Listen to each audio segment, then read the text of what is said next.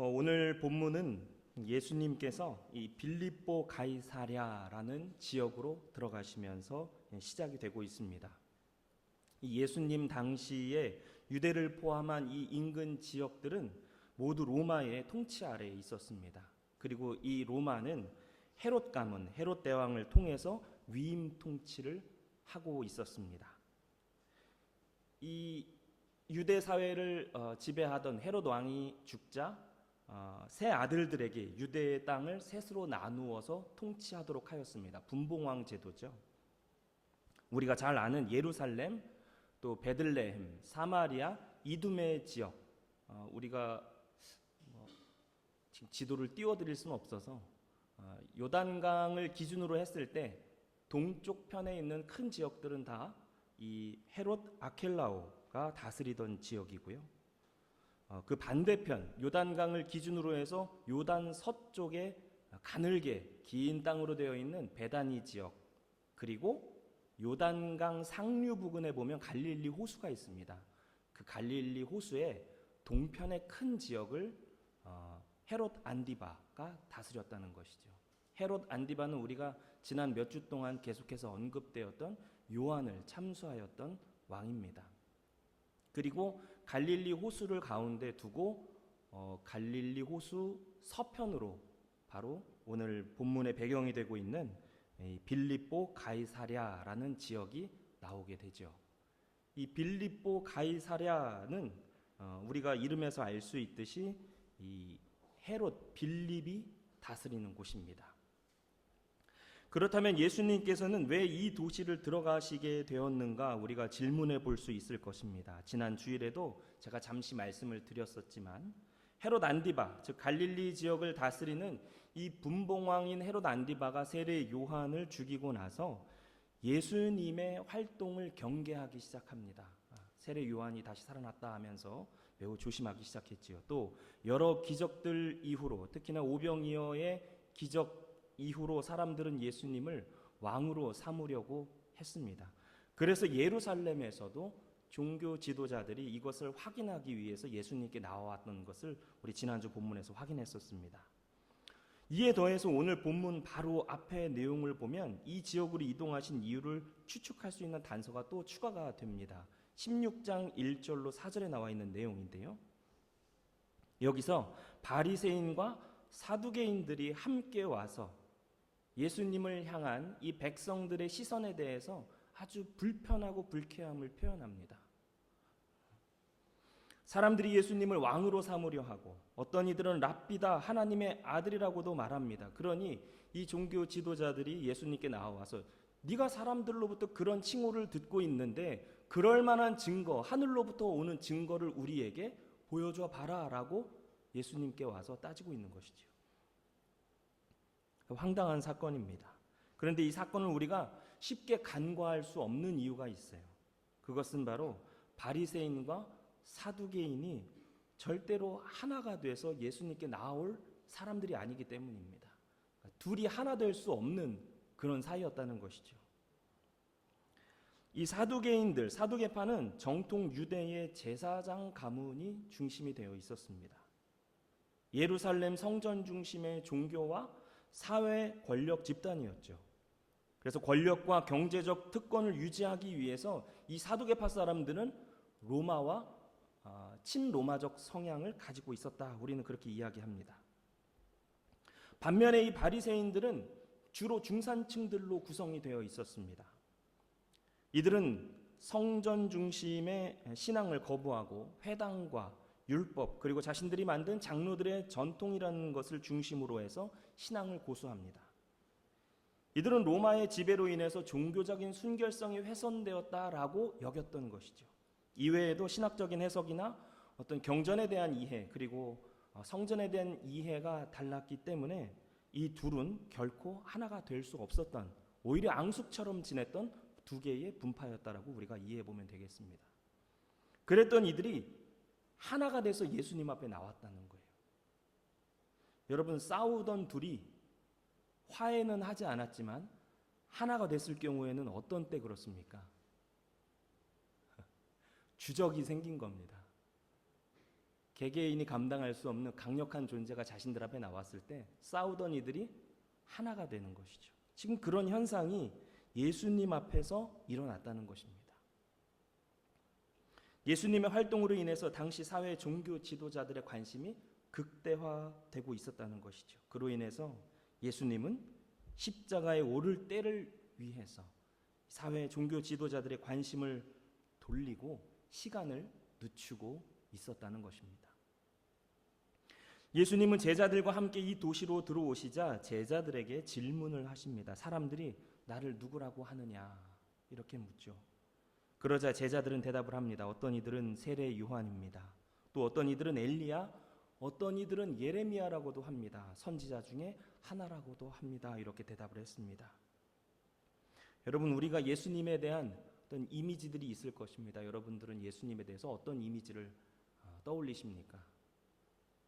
우리는 일반적으로 예수님 하면 아주 온화하고 자상한 표정으로 어린 양을 이렇게 안고 계시거나 어린 아이들에게 이렇게 말씀을 전하시는 온화한 모습으로 우리에게 자주 표현되고 그려지곤 합니다만, 사실 예수님 활동 당시 사람들은 예수님을 선지자로 생각했다는 것입니다. 선지자는 시대의 그릇된 종교 지도자들과 불의한 사회 기득권에 맞서서 화를 선포하던 이들이죠. 하나님 앞에 변화될 것을 강력하게 촉구하던 사람이었습니다. 동시대를 살아간 세례 요한이 딱 그 모습이었죠. 예수님도 다를 바가 없었다라는 것입니다. 그도 그럴 것이 예수님의 말씀은 당시 유대 사회 그리고 종교 지도자들과 대립각을 세울 수밖에 없었던 말씀을 계속해서 선포하셨기 때문입니다. 그러나 선지자들은 결국 하나님의 말씀을 성취하는 이들은 아니었습니다. 그들은 말씀을 전하는 자들이었죠. 변화를 촉구하던 자들이었습니다. 그런데 이런 제자들의 이야기와는 달리 오늘 시몬 베드로가 예수님께 대답을 하게 됩니다. 주는 그리스도시요 살아계신 하나님의 아들입니다 라는 것이죠. 그리스도라고 하는 것은 메시아와 같은 뜻입니다. 하나님의 아들이요 하나님의 보내신 메시아라는 고백을 베드로가 하게 된 것입니다. 자신들이 고대하던 메시아에 대한 하나님의 말씀의 성취가 자신 앞에 있는 이 예수님을 통해서 이루어진다라는 고백인 것이죠. 메시아가 올 것이다 라고 예언을 하던 선지자가 아니라 그들이 그렇게 예언하고 말했던 그 장본인 메시아가 바로 당신입니다 하는 고백을 베드로는 하고 있다는 것입니다.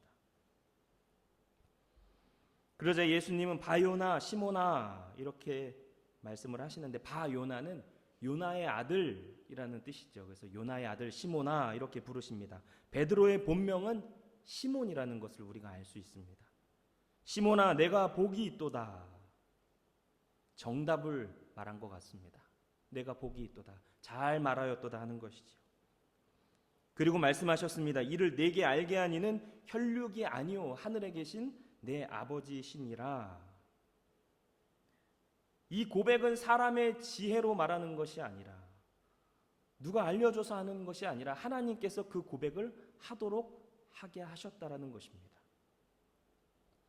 드디어 제자들 중 하나인 베드로, 즉 시몬이 예수님께서 하나님의 아들이시자 그리스도라는 것을 고백하게 된 것입니다.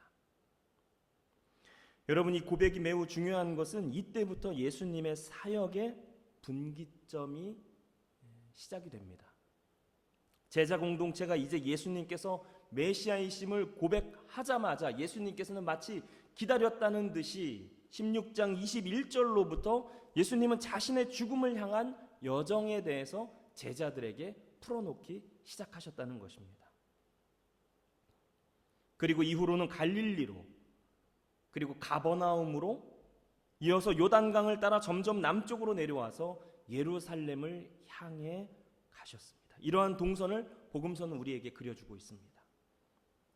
십자가의 사명을 감당하시기 위한 여정을 바로 이 사건, 베드로의 고백 사건을 기점으로 하여서 그 사역의 방향을 완전히 바꾸게 되셨다라는 것입니다.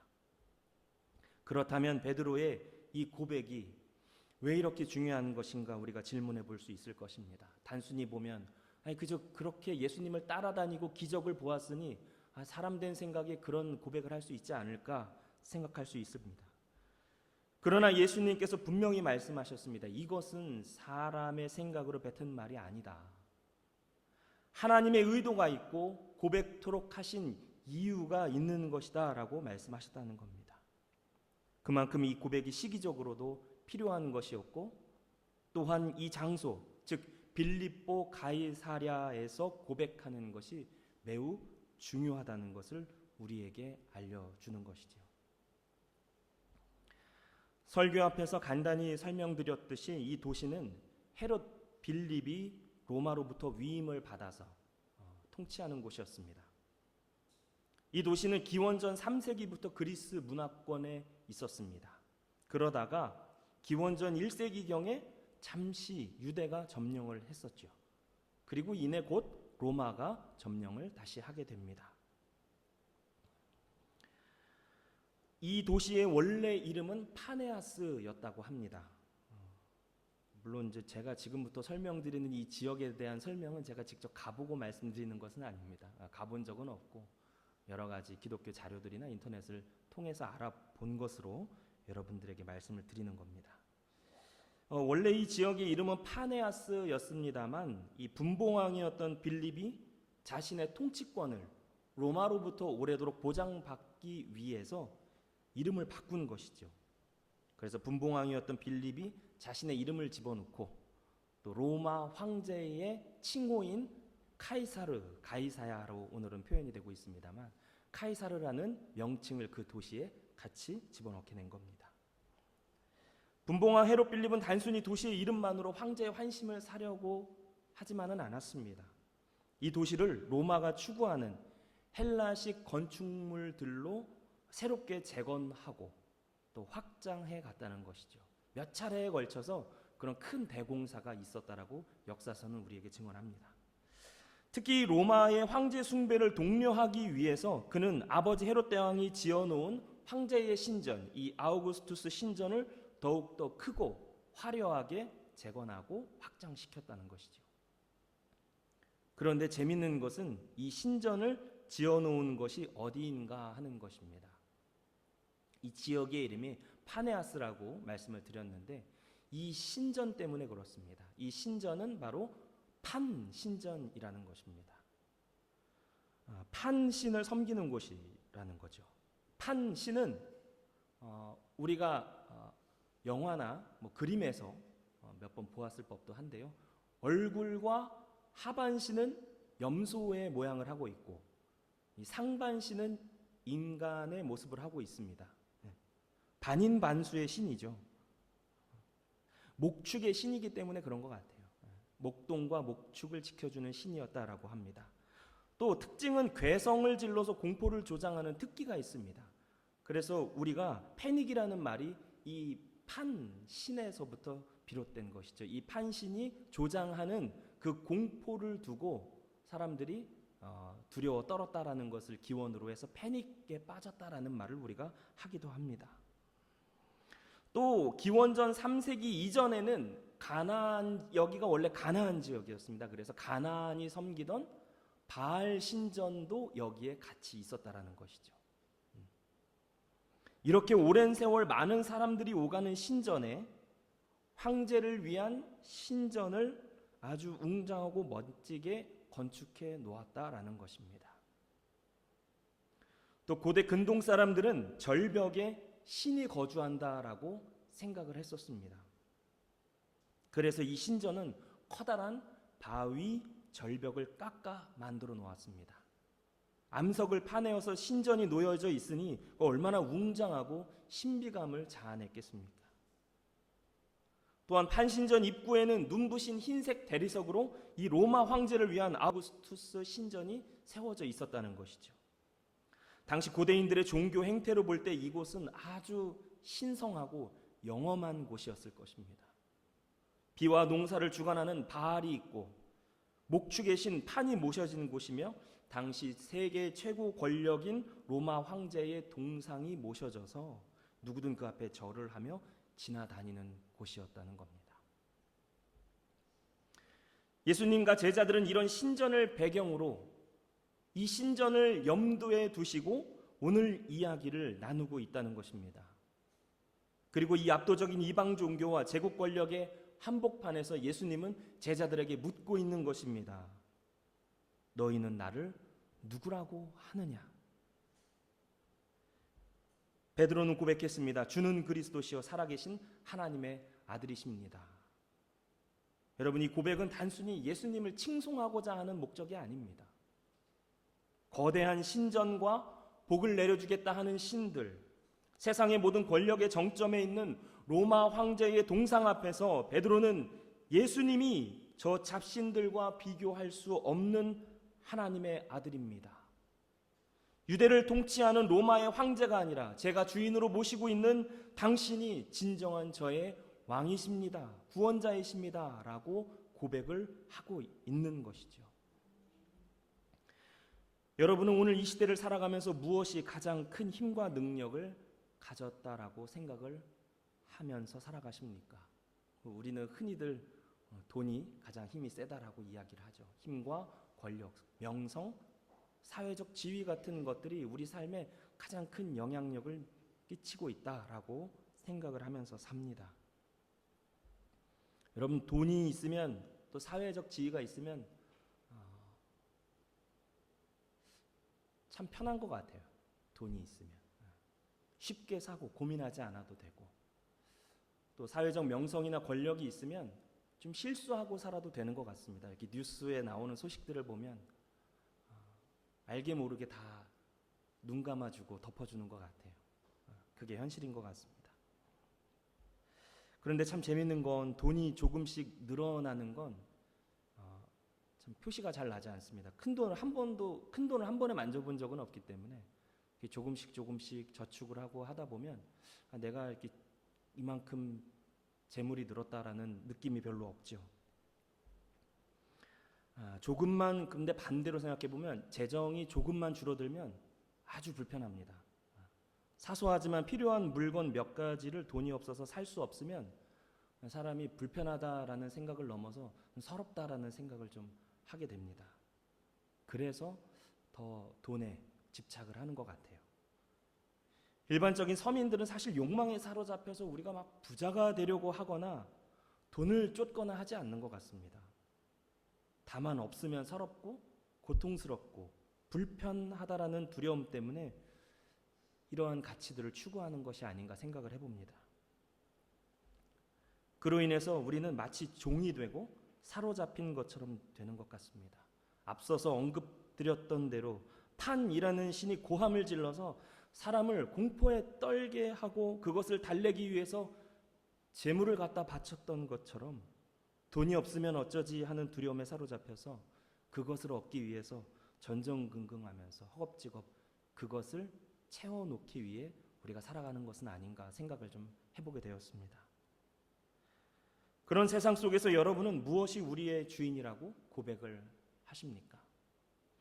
우리의 인생이, 또 우리의 건강이, 또 우리의 생계가, 또 우리의 삶의 질에 대한 주권이 어디 있다고 생각을 하십니까? 무엇이 우리를 삶의 두려움과 불안에서 해방시킬 수 있다라고 고백하십니까? 세상을 살아가는 두려움, 미래에 대한 불안을 해소하고 안락함을 보장받으려는 인간의 그 본성된 그 연약함을 세상의 힘과 돈에 투영시키지 않으셨으면 좋겠습니다. 그렇게 우리의 그 두려움을 돈이나 세상적인 지위와 명성에 투영시킨다고 해서 그것들이 우리를 충성스럽게 섬겨주지 않습니다. 그와 같은 가치들은 변덕스러운 것이고 상대적인 것이기 때문에 언제든지 우리 곁을 떠나갈 수가 있는 것들이죠. 반드시 필요한 것들이지만 이것은 어떻게 보면 그저 화폐일 뿐이고 우리의 사회적 계약일 뿐입니다. 거기에 마음과 감정을 뺏기지 않으셨으면 좋겠어요. 오늘 베드로는 고백하고 있습니다. 예수님은 우리의 주인입니다. 주님은 우리의 왕입니다. 언제나 우리를 인도하시고 나의 삶을 주관해 주십니다. 주님은 우리를 고통과 두려움에서 건져내 주십니다. 주님은 우리의 연약함으로 혹은 세상사 복잡한 일에 휘말려 어려운 일 당할 때도 두려워하지 말라 이렇게 늘 말씀하셨습니다. 주님을 바라볼 때 우리에게 평강을 주실 수 있는 분이기 때문이죠. 또한 그 상황을 해결해 갈 수 있는 능력도 충분히 가지고 계신 분이십니다. 그러니 우리의 마음의 안식과 불안한 미래에 대한 주권, 나를 비롯한 내 주변을 향한 인생의 주도권이 예수님께 있음을 고백할 수 있는 저와 여러분이 되기를 바랍니다. 또 실제로 우리 삶의 방향을 그 고백에 맞추어 살아가는 저와 여러분이 되었으면 좋겠습니다. 오늘 본문은 예수님을 향한 고백을 통해서 요나의 아들 시몬이 베드로로 불리게 되는 것을 우리가 볼 수 있습니다. 18절에 나와 있는데요. 제가 읽어드리겠습니다. 너는 베드로라. 내가 이 반석 위에 내 교회를 세우리니 음부의 권세가 이기지 못하리라. 시몬이라는 이 사람은 이후로 베드로라고 불리게 됩니다. 이 베드로라고 하는 것은 헬라어로 되어 있는데요. 반석, 커다란 돌을 이야기합니다. 예수님께서 활동하던 당시에는 주로 아람어를 사용했는데 아람어로는 게바라고도 우리가 표현을 합니다. 게바는 큰 바위, 암석 덩어리를 이야기하는 것입니다. 그리고 예수님은 자신의 교회를 이 반석 위에다 세우시겠다라고 말씀하고 계시는 것이죠. 이 말씀을 문맥적으로 우리가 이해해 보면 베드로만을 통해서 교회를 세워가겠다라는 의미가 아닙니다. 시몬 베드로의 이 고백을 통해서 내가 거대한 암벽 위에 세워진 저 판신전보다 더 가치 있는, 그리고 저 앞에 있는 아우구스투스 신전보다 더 위대한 일을 감당하는 하나님의 교회를 그 고백 위에 세우겠다라고 선언하고 계신 것이죠. 그리고 이 교회를 통해서 음부의 권세가 이기지 못할 것이라고 말씀을 해주셨습니다. 여기서 말하는 음부의 권세는 무엇을 말하는 것일까요? 오늘 본문의 배경이 되는 이 판신전의 뒤편에는 거대한 동굴과 깊은 물 웅덩이가 있었다고 합니다. 당시 사람들은 이곳을 지하세계로 가는 문이라고 불렀습니다. 그래서 고대 문헌에는 이곳을 하데스의 문이라고 불렸다고 합니다. 여러분, 지하세계 또 하데스의 문, 죽음과 어둠의 문이라고 하면 어떤 생각이 드십니까? 두려움이죠. 공포입니다. 음부의 권세는 이렇게 죽음, 재앙, 악한 영향력, 멸망, 소멸 등과 같은 것에 대한 두려움을 상징하는 것이라고 봐야 합니다. 결국 예수님께서는 세상이 볼 때 하찮은 너희의 고백이 어둠의 권세인 죽음이 주는 두려움을 이기게 할 것이다. 그 고백으로 영생을 얻게 될 것이다. 또한 실패와 좌절이 두는 두려움을 이길 것이다. 나아가 너의 고백이 교회 공동체가 되고 그 교회가 큰 암벽에 세워진 성전보다 더 큰 일을 감당하게 될 것이다 라고 말씀을 하고 있는 것이죠. 그리고 뒤이어서 예수님은 천국의 열쇠를 주시겠다라고 또 말씀하셨습니다. 이것은 베드로와 제자들의 고백으로 세워진 교회를 통해서 천국, 즉 하나님의 나라, 하나님의 통치와 그의 현존 안에 머물 수 있는 길을 열어주겠다라는 약속인 것입니다. 과연 교회가 뭘 할 수 있길래 그런 대단한 일을 할 수 있습니까? 그러나 주님께서 가르쳐 주신 방법은 생각보다 간단합니다.